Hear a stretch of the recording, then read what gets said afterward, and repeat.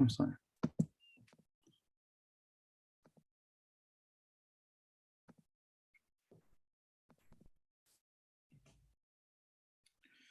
بسم الله الرحمن الرحيم الحمد لله رب العالمين والصلاة والسلام على نبينا محمد وعلى آله وصحبه أجمعين أما بعد.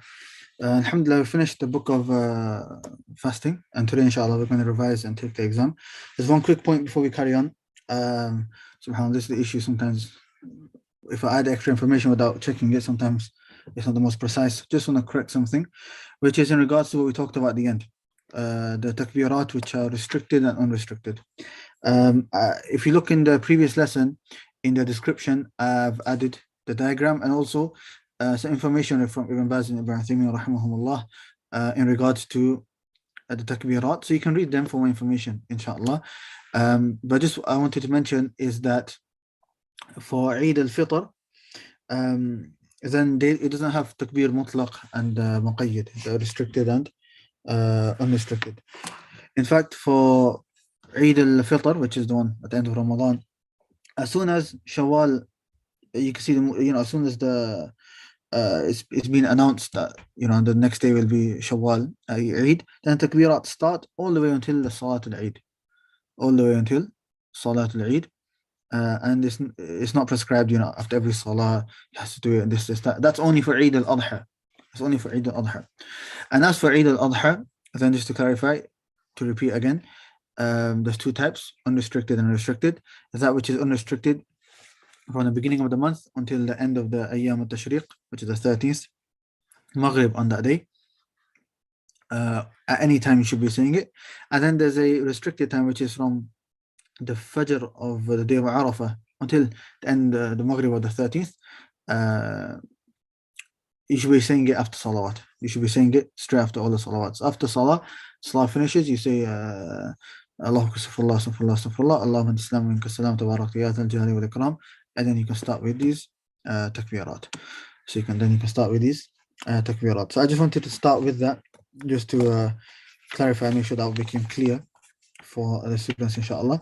Now we're going to revise the book of fasting.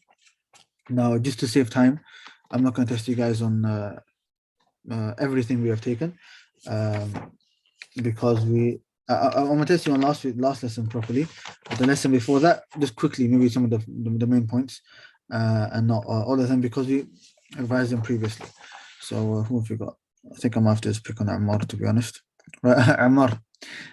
Firstly, just quick answers without any details. What are the pillars of fasting? The pillars of fasting are having an intention and not breaking, and the things that not falling into the things that break the fast. Okay, and when do we need an intention for a recommended fast? A recommended fast is anytime that, so long as you don't eat and the whole day. Just eating? Or breaking any of the things that break the fast. Okay, any of them will fast. Ahsan. And for an obligatory fast? Before the start of the fast. Okay, during the night. And for Ramadan, do we need to make it every day? No, at the start of the month. Okay, give me another example of an obligatory fast. I think you can't. Give me another example of an obligatory fast. Expiation or a vow that a person made. Okay, ahsan. Right. Mention to me just quickly, what are the conditions for a fast to be obligatory? A person to be a Muslim, sane, has reached the age of puberty, is not traveling, is not sick, and in good health, and not doesn't have any menses or postnatal bleeding. Okay, good. What are the nullifiers of fasting? The nullifiers of fasting are eating, and a person having intimacy.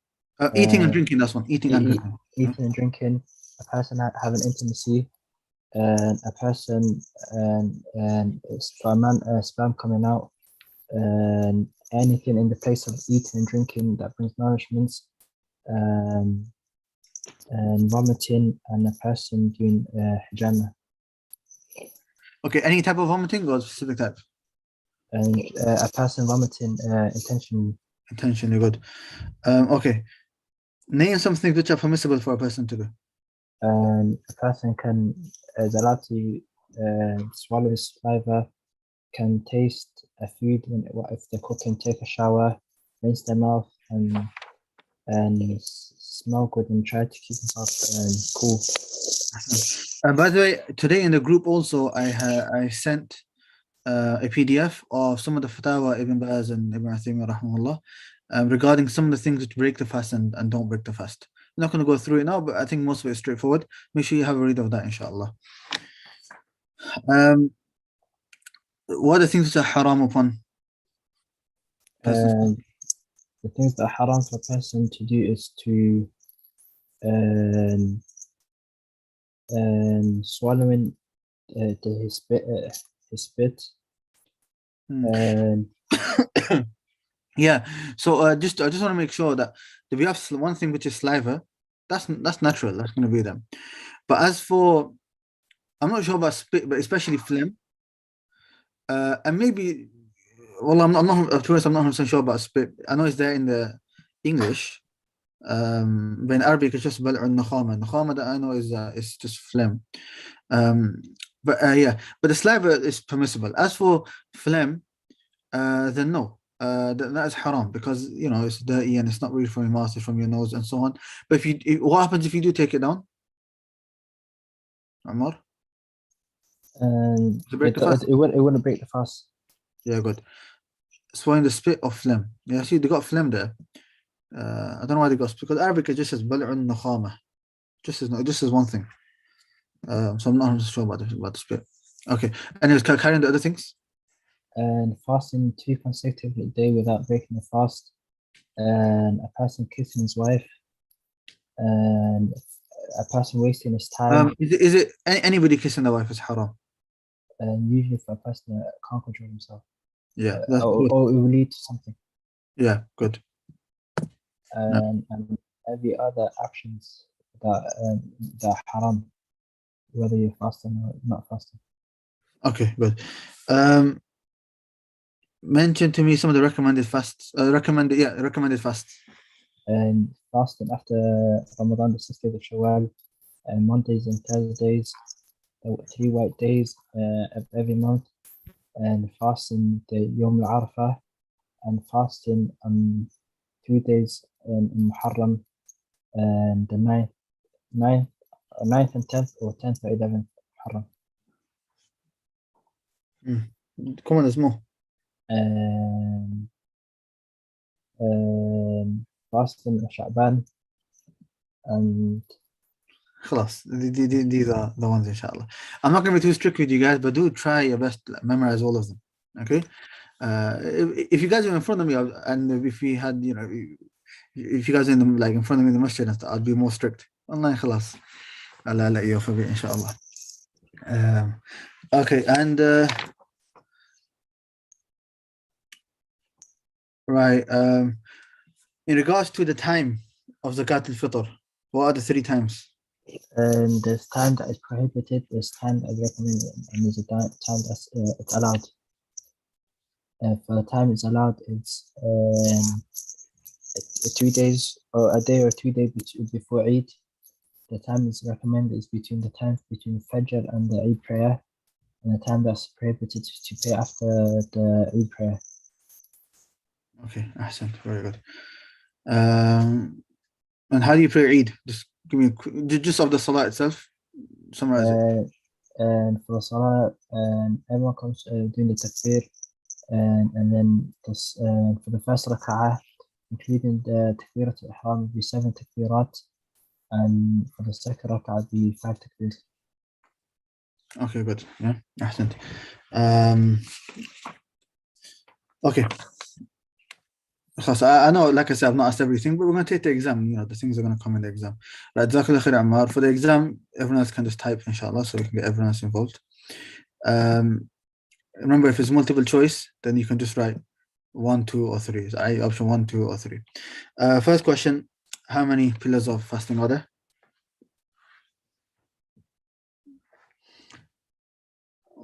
Well, okay, right. Okay, someone put one, someone put two. Right, option one. Ahsan, option one, which is two pillars. Yeah, right.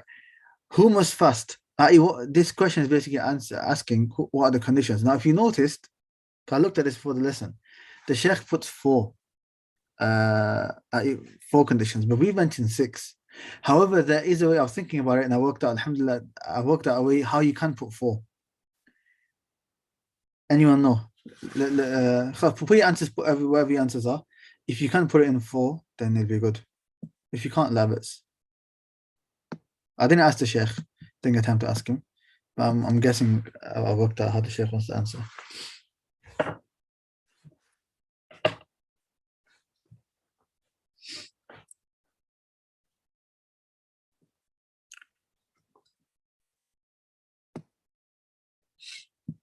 Islam, sanity, purity. Not suffering temporary sickness. يعني they have health. There are two more. Okay, look. There are actually six in total. Where is it? No. Islam, sanity, purity. Not traveling, you're resident. And you're in good health, nor are you in your menses or postnatal bleeding. These are six. Okay? So these are six. So the actual answer would be you mentioning all six. But the Sheikh only put four options, okay? 4 lines. What we can do is that the sixth one we can get rid of. Because that's something specific to just women. Okay, the other 5 includes all of the Muslims. So sometimes those things are specific to specific type of people. It's not really mentioned sometimes. So yeah, so that's that. Now we're left with 5. The other is, and I must have mentioned it previously. Maybe not previous few lessons, but I think I've mentioned it a number of times in different lessons. A lot of the ulama, they join number 2 and number 3 together. Somebody who's sane and reaches the puberty, not the means. And they call it one word. Anyone know what that one word is?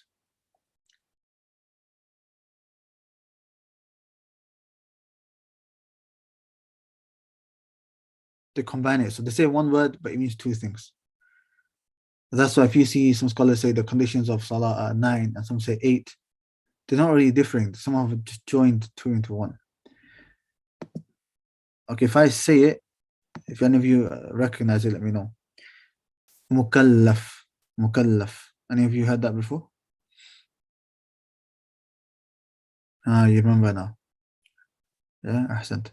Ammar, you know it? I don't remember. You don't remember Mukallaf? I'm recording. Okay, khair. Mukallaf, if you ever hear as a person has to be Mukallaf, when they mention conditions and so on, it means baligh aqil. That person, it includes 2. That person reaches age of puberty and he has intellect, he's sane. So some ulama basically combine the 2. So another way of answering this question would be Muslim, Mukallaf, and you put in brackets, sane and reach age of puberty, and then not traveling, and then not and good health, resident and good health, and then in brackets, you could write as for not being on the menstrual cycle and having postnatal bleeding, that is specific for women. So that's, like I said, the answer is 6, but just the way the Sheikh, he's put 4 lines, just that might be a way of answering. Well, that's the way I worked out. I don't know if the Sheikh means something else. Wallahu alam. Okay, number 3. Every sickness prevents one from fasting. True or false?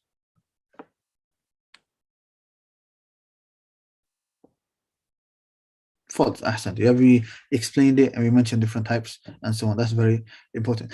Generally, when you're speaking, you can say, yeah, if you're ill, you don't have to fast. Like if you want to really summarize it, but student knowledge should be precise. But obviously, not every single time is appropriate for you to go into detail. But generally, you can say, look, if you're ill, then you have to fast to make it up later. Generally, yeah. But don't say every single time that you're ill, and don't say that. But for general answer, khair.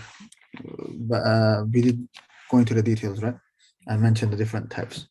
Right. Mention the ruling of the following. Okay, each one. Intended to fast after Fajr. What's the ruling on his fasting? Now, this is one of those that as a talib al-ilm, you have to be precise. So be careful with this one.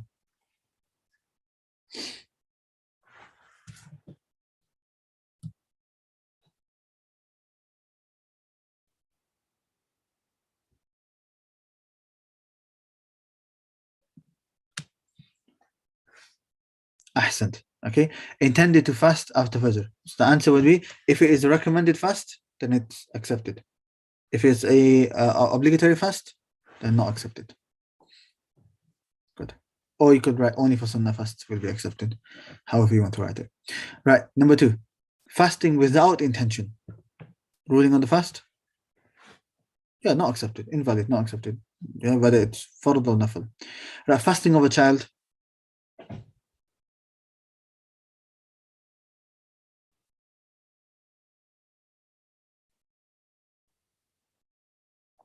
Yeah, we would say allowed. In fact, we would say recommended.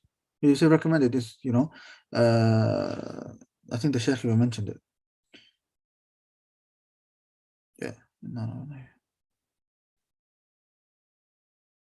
Yeah. As for younger children, then they should be encouraged to fast by the guardian. Okay, to get them used to it. So you can say recommended if you want to use one word.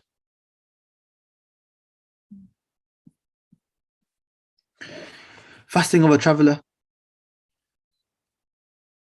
Now, obviously, we mentioned 3 different scenarios. But maybe a summarized way of saying it is that it is mustahab as long as it's not difficult upon him. You say mustahab as long as it's not difficult upon him. Yeah. And you understand from that if it's difficult, right, then you shouldn't. And if it's causing you harm, but that is a bit more rare. That's a bit more rare, and that's when it says haram. But so I'm only giving you this answer due to the amount of space that's there. So you could say mustahab as long as it's not difficult for them. But if you're going to be precise and give a longer answer, then it's the 3 types that we mentioned. Right, fasting during postnatal bleeding.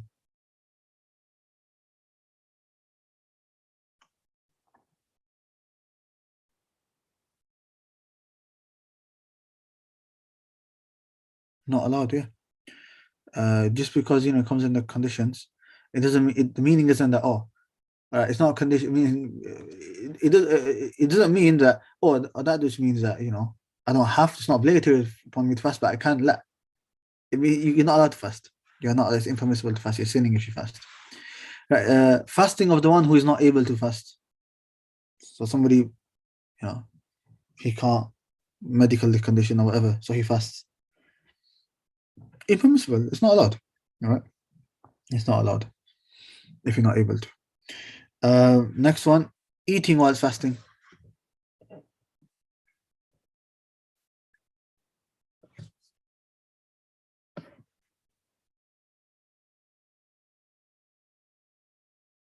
Good. Ahsan, okay, very good. You guys are very good now. We're more precise. It invalidates the fast if it's done intentionally. And if it's done by accident, then it's fine. Good. Right. Nutritional vaccines while fasting.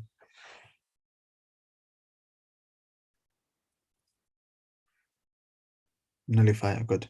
Eye drops while fasting.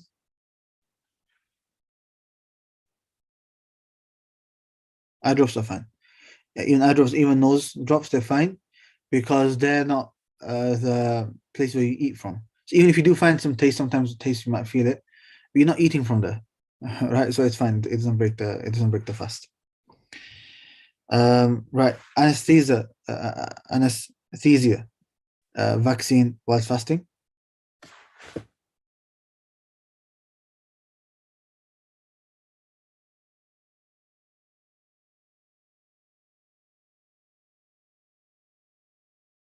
It's allowed. It's allowed. It's not some nutrition. It's not food. It's allowed. Right. Cupping while fasting.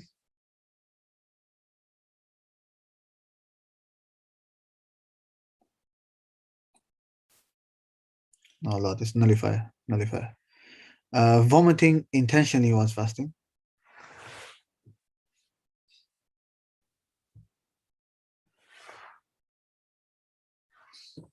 Intentionally nullifier. Swallowing saliva while fasting.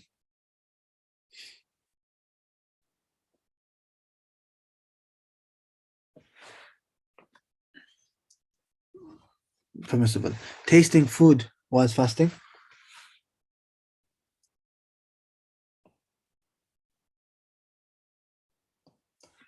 Permissible when necessary only. Okay, good only.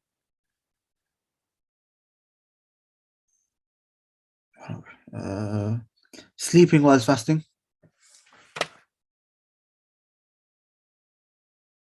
Yeah, so it's permissible. It's permissible. No. Taking a shower while fasting.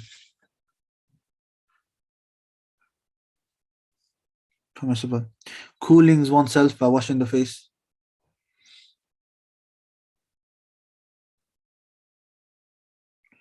Permissible. Using the siwak or brushing the teeth while fasting. Again, permissible. Scented smoke in the house while fasting. Again, permissible. You might think, why is this coming in? Sometimes they do have particles that can go in your mouth. So if you have bukhur, this is bukhur. Just be careful with the bukhur. Don't put it next to your mouth and so on. But the thing itself is permissible, right? Suhoor. What's the time for the suhoor?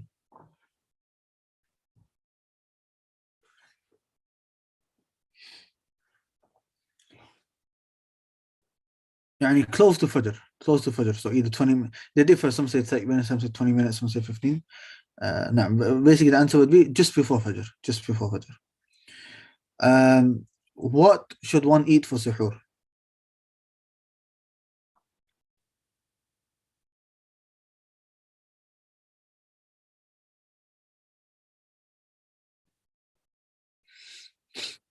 Dates, yeah.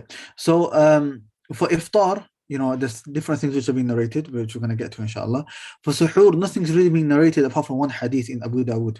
There's a hadith in Abu Dawood, authenticated by Al-Albani, where he says, "Ni'ma suhoor al-mu'min at-tamr." Now, how great is the suhoor of a believer, i.e. the food that they eat, which is dates. I.e. better translation would be, how great are dates for the suhoor of a believer. So dates have been mentioned, and obviously anything else that you have as well. What should one break the fast with? Because it's a bit longer, I'll answer it. So obviously rotab, the fresh dates. If not, then the normal dates. If not, then water, and if not, then whatever you can find, whatever you have. Right, the ruling of the Tarawih prayer.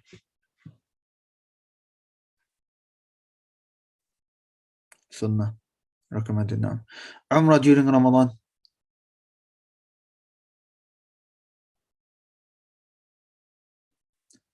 Again, Sunnah recommended as many hadith regarding his virtue. What's the hadith? I think the hadith is it says do you doing Umrah with the Prophet or something like that. Wallahu alam, but double check that. Right, being excessive in rinsing the mouth whilst fasting. Makruh. Normally it's good. You should be excessive. But if you're fasting, then it is disliked because it could go down, the water could go down. Facing the Qibla for a fasting person. Okay, Allah musta'an. This is a problem. This is a mistranslation. It says in Arabic, okay, it happens, I'm not, Allah, things like this can happen. It's not a deficiency in translation, in the translator, things happen. Right, in Arabic it says,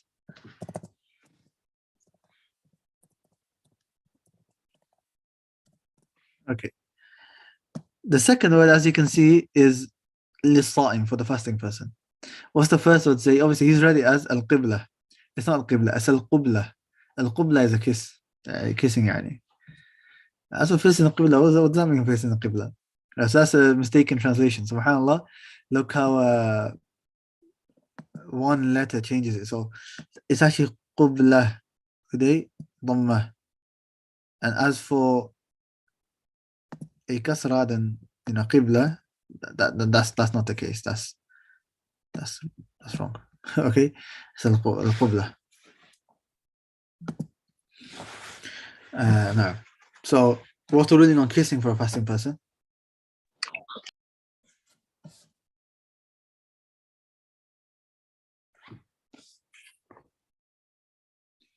It's prohibited if it might lead to you nullifying it. Otherwise it's allowed.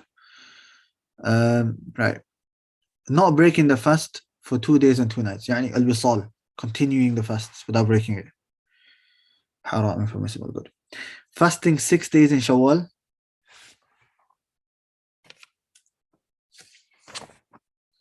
مستحب recommended.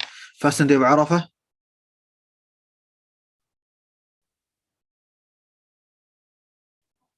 Recommended for the one not doing Hajj. Recommended for the one not doing Hajj. As you're doing Hajj, then you can't fast it. Okay, fasting a day or two before Ramadan. Impermissible. Unless it was a something that you do, like if you do every Monday and Thursday and so on. Fasting the day of Eid. Impermissible. Fasting the 3 days of Eid. Okay, okay, this is change this. Change it to fasting the days of Tashriq. The days of Tashriq. So this is Eid al-Adha, the 3 days that come after that. That's what it's referring to. They're known as Ayyam al-Tashriq. Tashriq. So those days are not allowed, except for the one who does not find a sacrifice. Except for the one who does not find a sacrifice. And inshallah, we're going to start Hajj. We'll take those rulings, inshallah. Right, fasting the month of Muharram.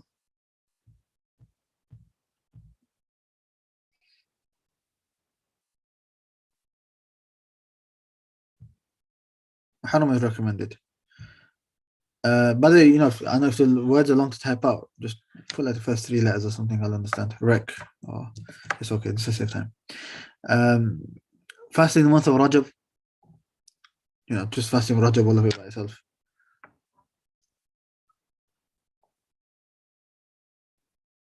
Bid'ah, innovation. Ahsant. Fasting every single day of the year.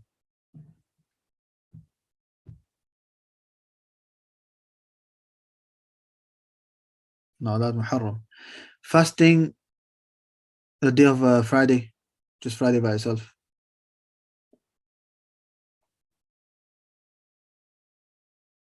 Good, makruh. And lastly, delaying making up until Ramadan. Yani you don't make up until the next year. Like the next Ramadan comes, you've not made it up. Impermissible. What if you do it until just before Ramadan? So Sha'ban. If you were to do that, what would be the ruling on that? Like just 1 month before, 1 month before. Like, no, not recommended, no makruh, permissible. Aisha radiallahu anha used to do that. She says that I never used to find time until Sha'ban. You know, she's busy with other things, being a wife and you know, other things. So she didn't find time, and she would just, whatever she had left, she would make up in Sha'ban. Obviously, we would say it's maybe not best to always, you know, delay it, because then it makes it a bit more difficult. Try to do it as soon as you can, but it's permissible. So as long as it doesn't reach the next Ramadan. So Sha'ban, the month before, another month before that is fine. But once you hit Ramadan, then you're sinful. Then you are sinful. And with that, alhamdulillah, we have finished Kitab al-Siyam. Now, inshallah, next lesson we'll start Kitab al-Hajj.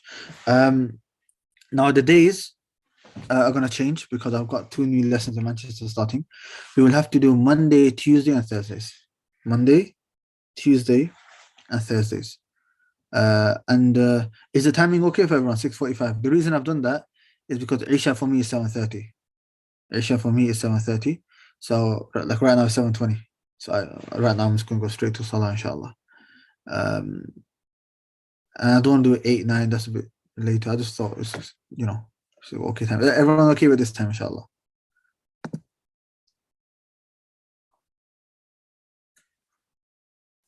Yeah, it's fine. And I think it's better to do earlier than later, because